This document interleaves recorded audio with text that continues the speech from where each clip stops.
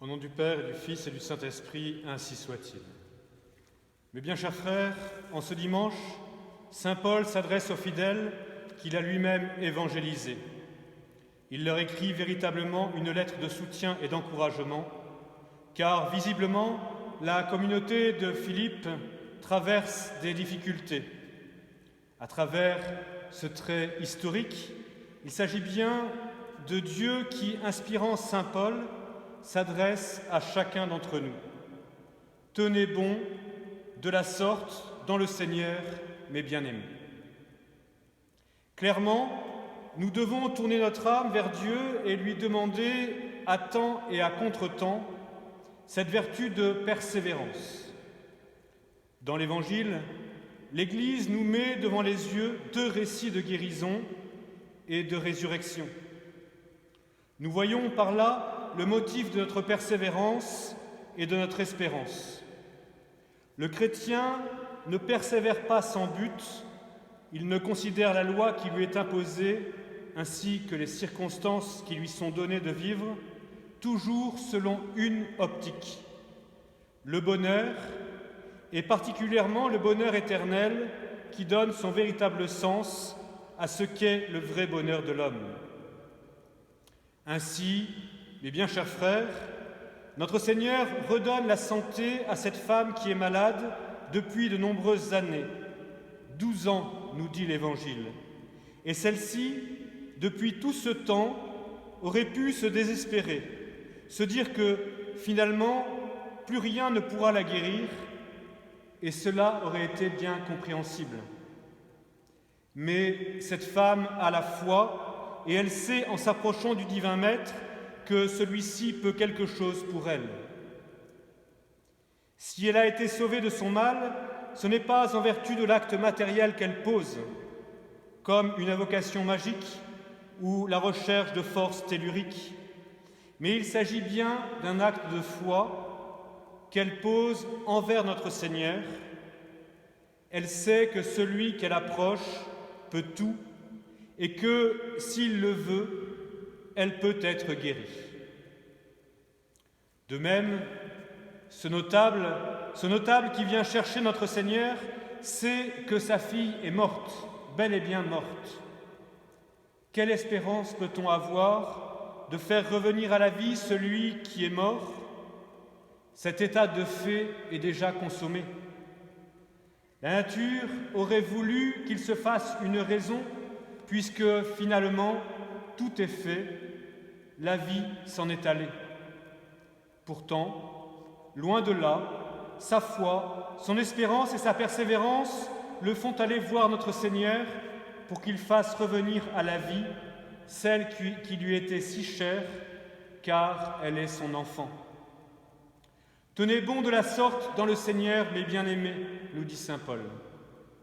Nous devons, comme cette femme ou comme ce notable, ne pas nous décourager, alors que les circonstances nous sont difficiles, ne pas nous dire « après tout, c'est comme cela, tant pis, nous ne pouvons plus pratiquer la messe ou les activités comme autrefois, laissons tomber, ne cherchons pas plus loin. » Non, mes bien chers frères, cette période de confinement nous demande à tous de réfléchir sur la façon, la manière de rester et de vivre chrétiennement dans ces circonstances. Avons-nous la foi? Qu'en faisons-nous? Cherchons-nous à trouver les moyens pour continuer notre vie chrétienne le plus sérieusement possible? La persévérance demande toujours un but ultime, un bien qui peut être atteint et duquel nous pourrons jouir à la fin de l'épreuve. Ce but ultime, c'est bien évidemment tout d'abord le bonheur éternel, comme Notre-Dame qui dit à sainte Bernadette « Je ne vous promets pas d'être heureuse en ce monde, mais dans l'autre ». La Sainte Vierge Marie nous donne ainsi à la petite sainte de Lourdes la vision du but ultime de toute sa vie, le ciel.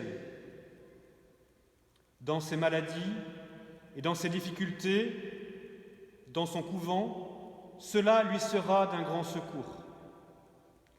Comme nous le dit saint Ambroise, il est bien vrai que celui qui ne croit pas se moque, qu'ils pleurent donc leur mort, ceux qui les croient tels, mais que ceux qui croient en la résurrection voient dans la mort non pas une fin, mais un repos. De même, notre persévérance, parce qu'elle est ancrée dans l'espérance du ciel, notre persévérance doit être habitée par cette recherche de la grâce de Dieu qui nous donne une véritable joie dès ici-bas, et même, oserais-je le dire, qui nous permet de contempler l'œuvre de la providence de Dieu dans notre vie. Il y a des joies, il y a des grâces, Dieu est là qui nous soutient. Nous devons impérativement le voir afin de ne pas nous laisser envahir par la tristesse, par le découragement, comme ceux qui n'ont pas d'espérance. Ainsi, le psalmiste chante pendant tous ces dimanches qui nous séparent du premier dimanche de l'Avent, ce chant plein d'espérance. Du fond de l'abîme, je crie vers vous, Seigneur, Seigneur, écoutez ma voix. Chant auquel répondent les versets de l'Évangile selon saint Marc. En vérité, je vous le dis, tout ce que vous demandez dans vos prières, croyez que vous le recevrez et vous l'obtiendrez. Mes bien chers frères, dans cette perspective de la persévérance, confions-nous à Dieu et donnons-nous des objectifs pour nos vies, pour la vie éternelle, mais aussi des objectifs pour nos familles, pour nos communautés. Ce combat, car c'en est un que de tenir contre vents et marées, mais ce combat est celui de l'amour de Dieu, celui de la vérité sur ce que nous sommes, des hommes auxquels Dieu a tout donné pour leur obtenir le bonheur éternel et qui, en cette vie, malgré les difficultés ou même dans les difficultés, leur donne ce qui est nécessaire pour leur permettre de se porter vers ce bonheur, vers le bonheur éternel qui est déjà présent en ce monde par la grâce. Invoquons la très sainte Vierge Marie, notre Mère, recourons à elle comme des enfants qui ont besoin de soutien, d'encouragement, afin de pouvoir vivre en véritables chrétiens, en véritables disciples de notre Seigneur, qui veut pour chacun d'entre nous le ciel, ce ciel où il règne pour l'éternité, ainsi soit-il. Au nom du Père et du Fils et du Saint-Esprit, ainsi soit-il.